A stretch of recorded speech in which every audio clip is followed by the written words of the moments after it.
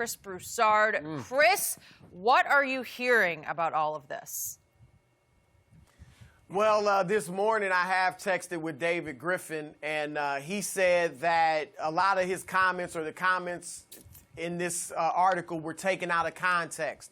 He said that the misery that he felt, in Cleveland came from the constant media scrutiny that, he went through being the GM for LeBron's teams. He also said that he is going to address this situation publicly later today. So I guess we'll get some type of statement or something from David Griffin later. As far as my reaction to the article, the way it was written, the thing that surprised me the most was the way it was put into this context, whether Griffin agrees with it or not, the way it was written, there was a great lack of appreciation for what LeBron James did for David Griffin. And that's really what surprised me the most. It came off like David Griffin would have been happier building, if LeBron had never come to Cleveland, and he builds the team around Kyrie Irving, and it's all about, can we make the playoffs? Can we get to the second round? Then can we become a contender in the conference? Maybe can we get to the finals? Like, he would have been happier doing that and never winning the championship or getting to the finals than what he had with LeBron, which was 3 straight trips to the NBA Finals, the only championship in any major sport in the last 52 years for the city of Cleveland, Ohio. So that really surprised me the most. Look, Griff is a good GM. Nobody disputes that. But had LeBron never gone to Cleveland, and Griff had nothing to do with that. He likes Griff, but Griff had absolutely nothing with to do with LeBron choosing to go back to the Cavaliers.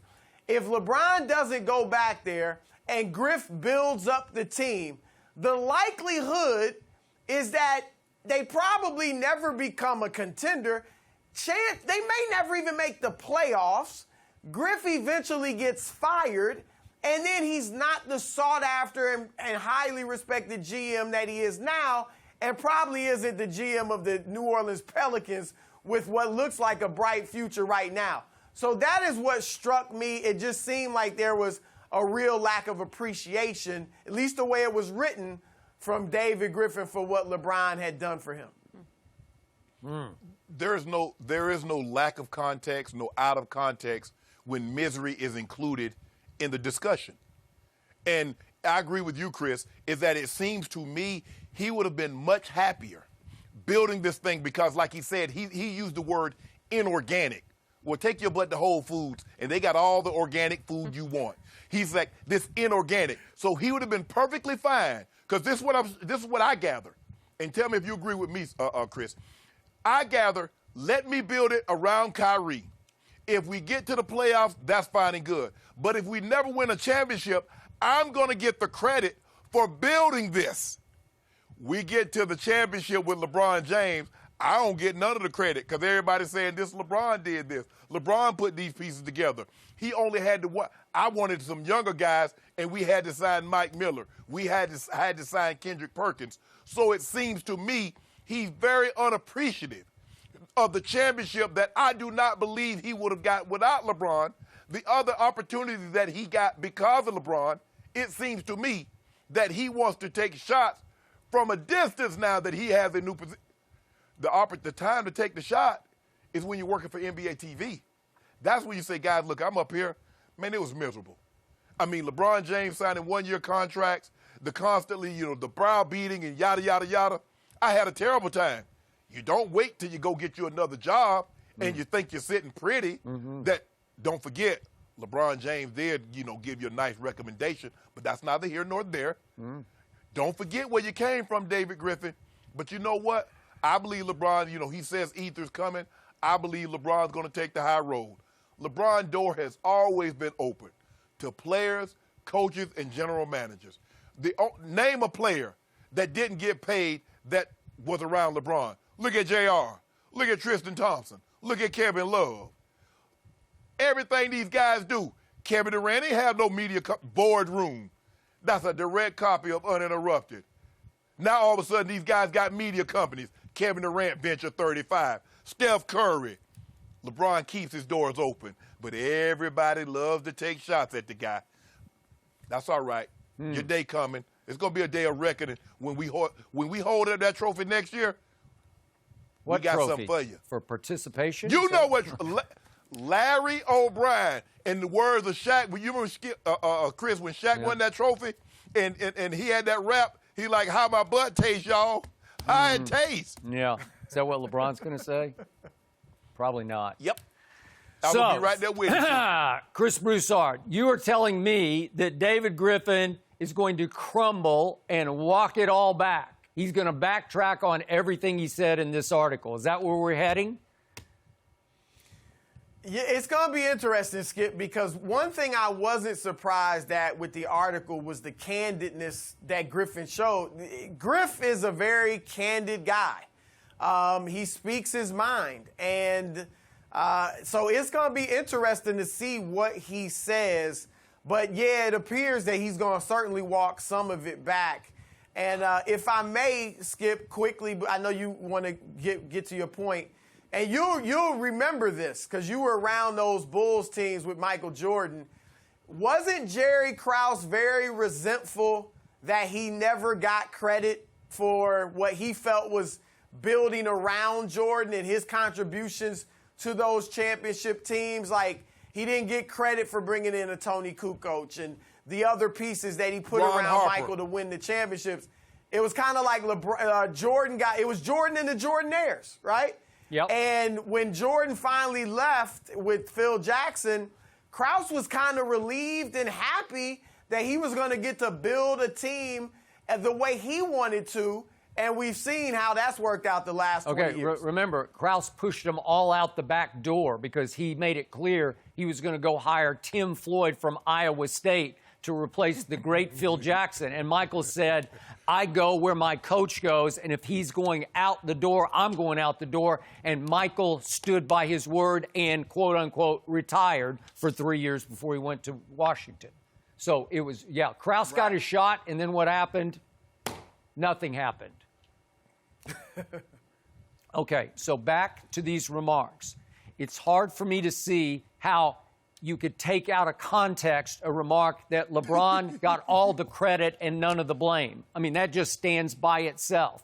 It's hard to take out of context the fact that LeBron isn't the same animal, as he used the word, when it comes to winning. He wasn't as driven as he came to L.A. last year as he was in Cleveland to win a championship for his home area.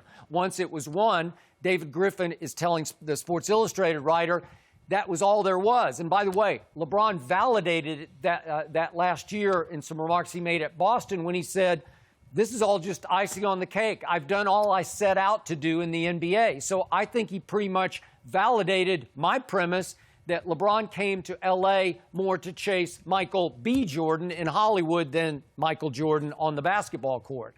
So I thought everything rang true in the article, except I was shocked that David Griffin actually said it. Is it possible, Chris, because you and I know this sports writing business, is it possible that Griff just thought he was off the record on some of this, and the SI writer, a young writer, just went on the record with some things that he thought were off the record?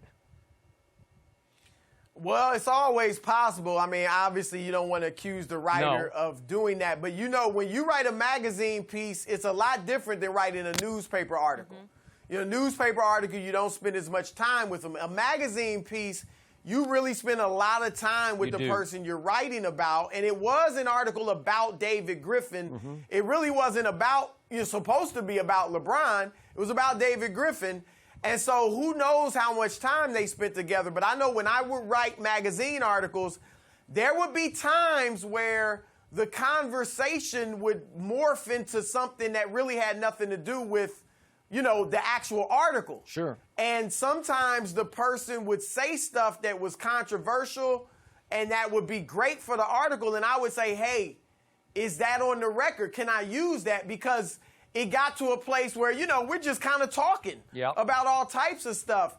It's possible that happened.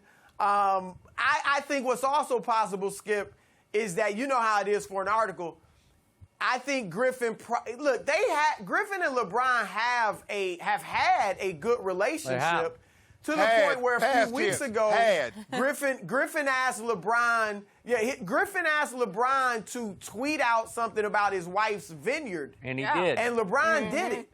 He's got 43 million followers, so that's obviously big publicity. It's the end of that. So they've had a good relationship. It's possible, I think, that in the midst of the interview, Griffin said some favorable things about LeBron, and those just didn't make the article. Maybe. You know, maybe the writer went for the controversial quotes, and if that's what he was going for, he certainly got it. But let me ask you a question. Let's be all the way 100. Sports Illustrated writing an article by David Griffin. Who reading that article? David Griffin says the article said he was miserable with LeBron James. Who's reading that article now? You guys in the writing biz. How does that work, Chris Broussard and Skip Bayless? I got one. I'll read that article because of Zion Williamson. How about that? I got that for you because that's what I want to hear about right now. But see, Skip Bayless. Stop. Go ahead, Chris. To your point, Skip, another thing that surprised me about the article was how Griff talked about the pressure and having to win, all the time, and how he didn't like how when he found out LeBron was coming, he fell on his floor in his office and cried. My thing is this. If Griff does a good job in New Orleans, and let's say Zion becomes what you and others think he can be, Skip, that pressure is coming.